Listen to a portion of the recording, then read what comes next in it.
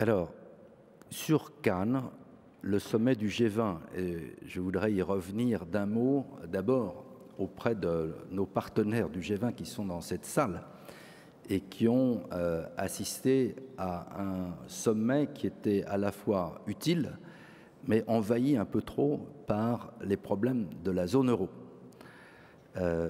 Pourquoi? Parce qu'à la veille de ce sommet, en effet, vous avez raison de le rappeler, le Premier ministre grec de l'époque avait annoncé à la surprise générale, y compris dans son pays, son intention d'organiser un référendum sur le plan d'aide, mais un plan d'aide conditionnel de l'Union européenne à son pays. Et donc, nous l'avons invité à venir à Cannes pour bien clarifier les choses. Naturellement, organiser un référendum est la façon la plus démocratique de décider une affaire importante. Mais nous lui avons dit qu'il devait être très clair pour nous que la question posée au peuple grec devait être simple. Voulez-vous ou non rester dans la zone euro? C'était ça la seule question. Parce que nous avons bien clarifié les choses, s'il y avait de l'incertitude, et aussi longtemps qu'il y aurait de l'incertitude sur la volonté du peuple grec, les partenaires européens ne verseraient pas l'aide attendue. Nous ne pouvons pas verser des milliards et des milliards d'euros à fonds perdus sans savoir à quoi ira cet argent.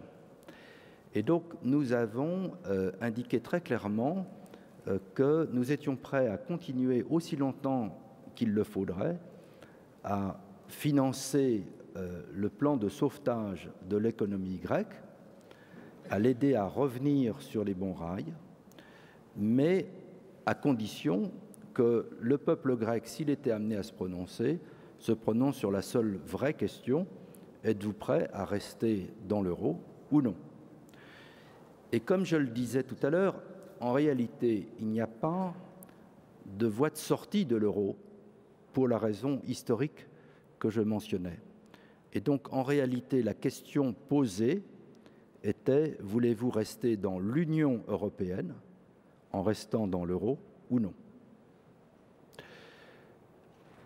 Ça a été un moment assez dramatique, je dois dire, où le Premier ministre Papandréou et son ministre de l'économie de l'époque, Venizelos, ont pris conscience du fait que nous étions partenaires et que nous n'étions pas prêts à assumer les charges sans que la Grèce fasse sa part du chemin dans la clarté.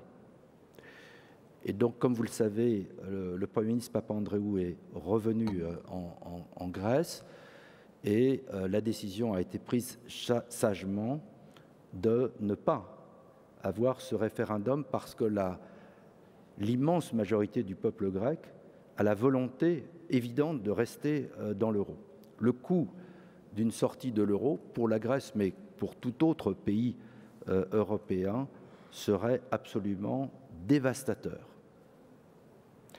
Et donc ça a favorisé une prise de conscience, l'arrivée d'un nouveau gouvernement dirigé par un économiste de grande réputation, Loukas Papademos, qui a adopté un programme très courageux que nous sommes déterminés à soutenir aussi fort et aussi longtemps qu'il le faudra pour que la Grèce nous rejoigne dans le chemin du succès.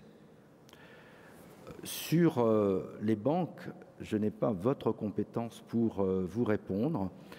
Il y a deux modèles, en effet, de financement de l'économie réelle. J'ai le souvenir de Lehman Brothers. Je ne suis pas sûr que ça soit un bon souvenir, mais il y a d'autres souvenirs aussi ailleurs. Je ne suis pas sûr qu'il y ait un système qui soit meilleur qu'un autre. En tout cas, ce que je comprends des décisions qui ont été prises, c'est que nous voulons recapitaliser les banques à la hauteur qui a été, il y a 2 jours, indiquée par l'EBA.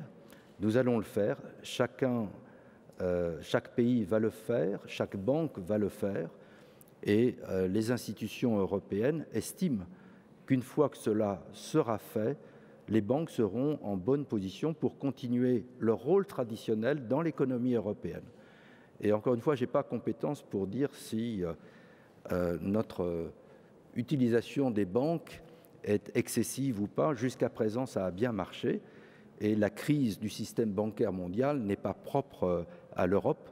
Elle a commencé aux États-Unis, elle s'est répandue à travers le monde entier. Et nous avons, je crois, pris les décisions pour régler les problèmes du système bancaire en Europe.